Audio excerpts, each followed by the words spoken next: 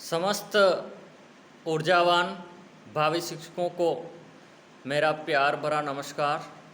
दोस्तों, आज दिनांक 29 जुलाई 2021 गुरुवार। पिछली क्लास के अंतर्गत हम पाठ्यक्रम के संदर्भ में अध्ययन कर रहे थे और दोस्तों उसके अंतर्गत हमने 3 बिंदुओं के ऊपर चर्चा की थी। नंबर 1, पाठ्यक्रम की अवधारणा, कंसेप्ट ऑफ करिकुलम। नंबर 2, पाठ्यक्रम का अर्थ, मीनिंग ऑफ करिकुलम। और तीसरा बिंदु हमने देखा था पाठ्यक्रम की परिभाषाएं, meaning of curriculum and meaning of definitions, यानी कि पाठ्यक्रम की क्या परिभाषा है, इसके अंतर्गत हमने समझा था। दोस्तों, पाठ्यक्रम के अर्थ को समझते हुए हमने देखा था कि मोटे मोटे रूप में पाठ्यक्रम के अर्थ को 3 भागों में विभाजित किया गया है। शाब्दिक अर्थ में पाठ्यक्रम का क्या अर्थ होता है, उसके अंतर्गत हमने देखा था कि शाब्दिक रूप से करिकुलम शब्द का अर्थ होता है दौड़ का मैदान। उसके बाद व्यापक अर्थ के अंतर्गत हमने पाठ्यक्रम को समझा था और फिर संकुचित अर्थ में पाठ्यक्रम के अर्थ को समझा था। तो दोस्तों, इस प्रकार से पिछली क्लास के अंतर्गत हमने पाठ्यक्रम की अवधारणा को समझने का प्रयास किया था। दोस्तों, शिक्षण के कार्य को आगे बढ़ाते हुए आज की क्लास के अंतर्गत हम पाठ्यक्रम का स्वरूप या प्रकृति, नेचर ऑफ करिकुलम, कि इसकी प्रकृति किस प्रकार की है, और नंबर 2, अच्छे पाठ्यक्रम की विशेषताएं, इन 2 बिंदुओं के ऊपर आज की इस क्लास के अंतर्गत हम चर्चा करेंगे। विषय के ऊपर आते हैं। पाठ्यक्रम का सीधा संबंध शिक्षा से होता है। शिक्षा एक ऐसी प्रक्रिया है जो जीवन पर्यंत चलती है। फलतः शिक्षा की विभिन्न धारणाओं के अनुरूप ही पाठ्यक्रम की प्रकृति अथवा स्वरूप का निर्धारण होता है। कहने का तात्पर्य यह है कि जिस काल के अंदर शिक्षा का जिस प्रकार का स्वरूप होगा उसके अकॉर्डिंग ही पाठ्यक्रम का स्वरूप का निर्धारण होता है। दोस्तों, पिछली क्लास के अंतर्गत पढ़ते हुए मैंने आपको बताया था कि शिक्षा का समाज से सीधा संबंध है और जिस प्रकार से समाज की आवश्यकताएं एवं उसके संस्कारों के अंदर परिवर्तन होता है, उसके अनुरूप शिक्षा को बदलना होता है, परिवर्तित होना होता है। इसलिए जिस प्रकार से शिक्षा की धारणाओं के अंदर बदलाव आएगा उसके अनुरूप ही पाठ्यक्रम की प्रकृति के अंदर भी बदलाव होगा। यानी कि कहने का तात्पर्य ये है कि शिक्षा की धारणाओं के अनुरूप ही पाठ्यक्रम की प्रकृति का निर्धारण होता है। शिक्षा के बारे में 2 धारणाएं प्रचलित है।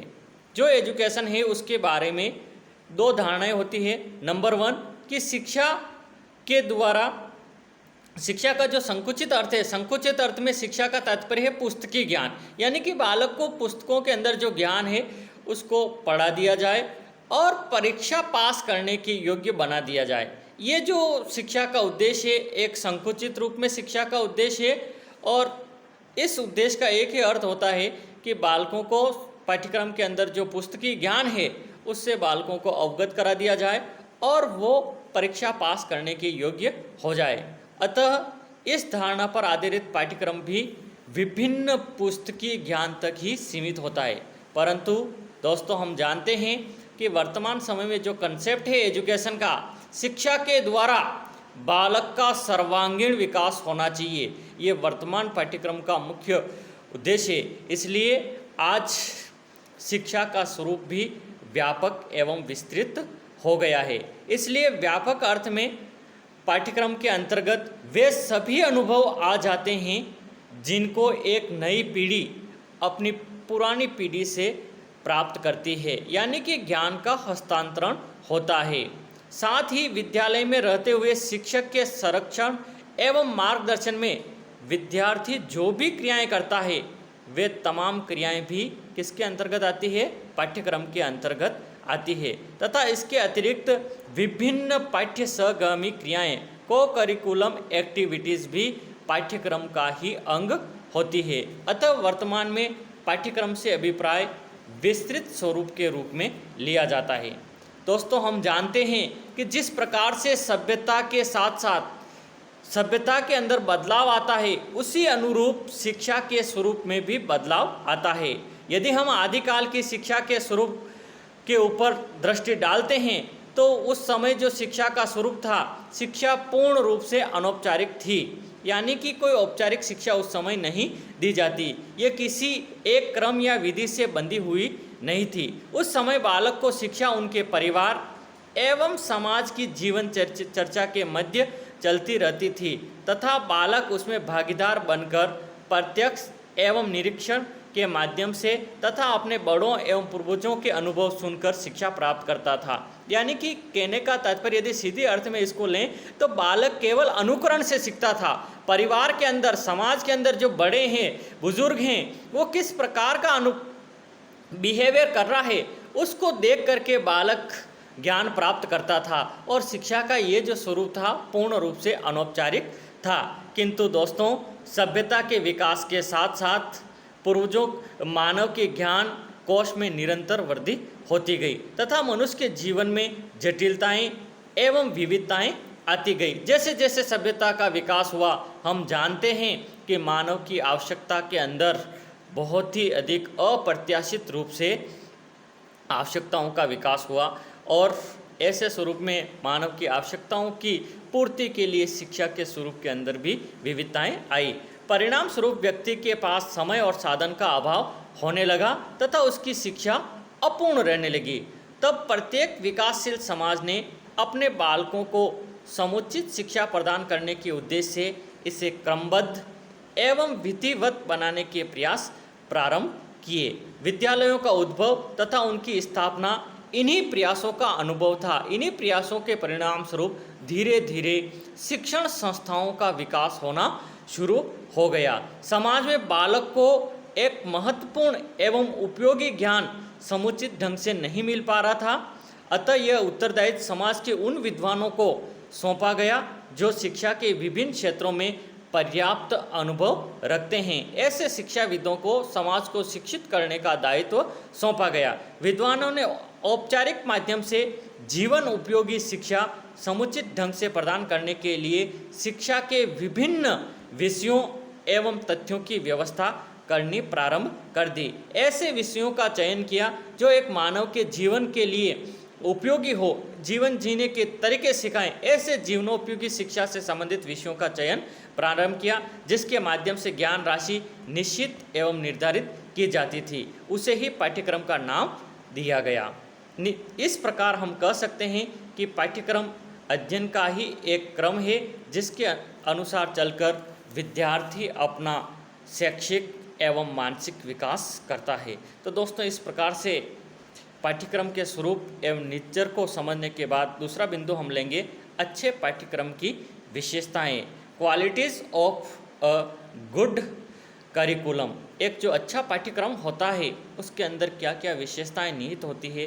देखिए दोस्तों, नंबर 1, अच्छे पाठ्यक्रम में व्यक्ति या समाज से संबंधित अनुभवों में ध्यान रखा जाता है। यानी कि जो अच्छा पाठ्यक्रम होता है उसमें समाज एवं व्यक्ति के जो अच्छे अनुभव होते हैं उसको इंक्लूड किया जाता है। जैसे कि समाज के कोई अच्छे समाज सुधारक है, अच्छे समाज के लिए योगदान देने वाले, अतुल्य योगदान दिया, ऐसे महापुरुषों से संबंधित ज्ञान दिया जाता है ताकि नई पीढ़ी उनसे प्रेरणा ले सके। नंबर 2, पाठ्यक्रम में उन बातों का समावेश किया जाता है जो जीवन की आवश्यकताओं से संबंधित होती है। दूसरा, पाठ्यक्रम के अंदर ऐसी बातों को इंक्लूड किया जाता है जो मानव जीवन के दैनिक जीवन से संबंधित होती है ताकि बालक उनके संदर्भ में ज्ञान प्राप्त करके अपने जीवन को सही तरीके से चला सके। नंबर 3, पाठ्यक्रम जीवन के सभी पहलुओं अर्थात स्वस्थ मस्तिष्क आदि से संबंधित होना चाहिए, क्योंकि जिस हेतु भी शिक्षा दी जाए वह स्पष्ट होनी चाहिए। साथ ही साथ उन्हें पूर्ण करने के लिए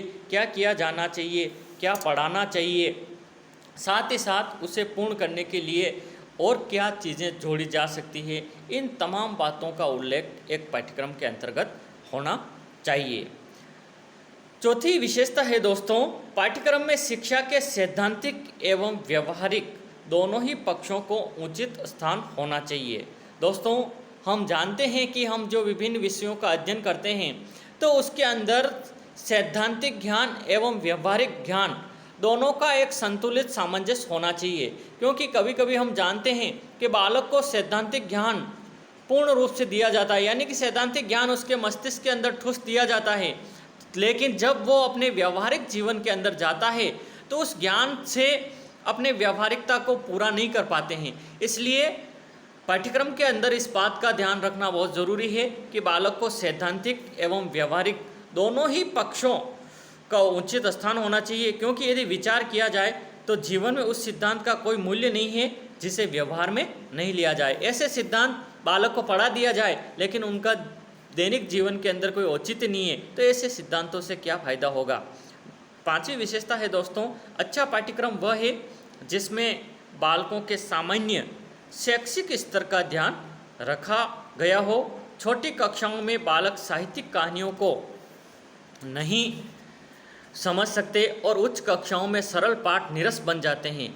इस तथ्य को पाठ्यक्रम में उचित रूप से ध्यान में रखना चाहिए। कहने का तात्पर्य ये है कि बालक की आयु एवं उसकी मानसिक स्थिति के अनुरूप पाठ्यक्रम के स्तर का निर्धारण करना चाहिए। यदि छोटी क्लास के बालक हैं और उनको साहित्यिक विषयों का ज्ञान दिया जा रहा है तो दोस्तों हम जानते हैं कि वो ज्ञान बालक प्राप्त नहीं कर पाएगा, क्योंकि उस ज्ञान को प्राप्त करने के लिए बालक का मानसिक एवं शारीरिक रूप से बालक अभी उस ज्ञान को प्राप्त करने के लिए उपयुक्त नहीं है। और साथ ही यदि उच्च कक्षाओं के बालकों को सरल ज्ञान दिया जाएगा तो वो बालक ये समझेगा कि ये तो मुझे आता है, मेरा समय ऐसे ही व्यर्थ हो रहा है। तो पाठ्यक्रम का जो निर्धारण किया जाए उसमें बालक के स्तर एवं उसकी मानसिक स्थिति का पूरा ध्यान रखना चाहिए। अगली विशेषता है दोस्तों, पाठ्यक्रम शिक्षा के सभी उद्देश्यों पर आधारित होना चाहिए।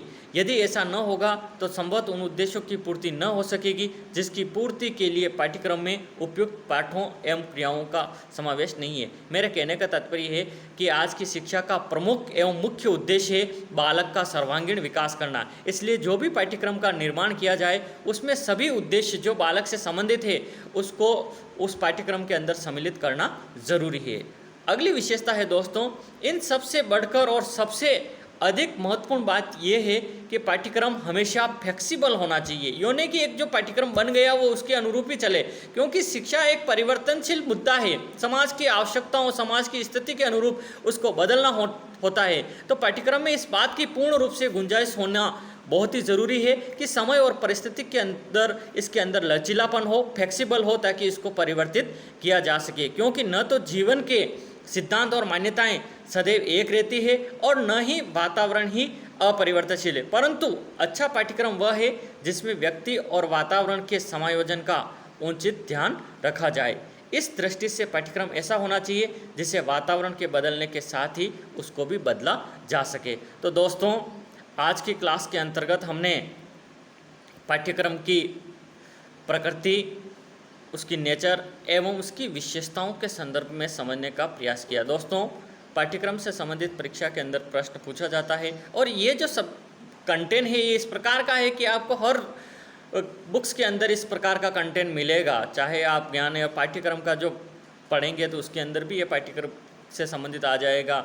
पाठ्यक्रम के परिभाषा या शैक्षिक के हर के अंदर इस पाठ्यक्रम से संबंधित, क्योंकि पाठ्यक्रम बालक से सीधा जुड़ा है, बालक और शिक्षक से इसका सीधा संबंध है, इसलिए प्रमुखता से पाठ्यक्रम को विषयों के अंदर सम्मिलित किया गया।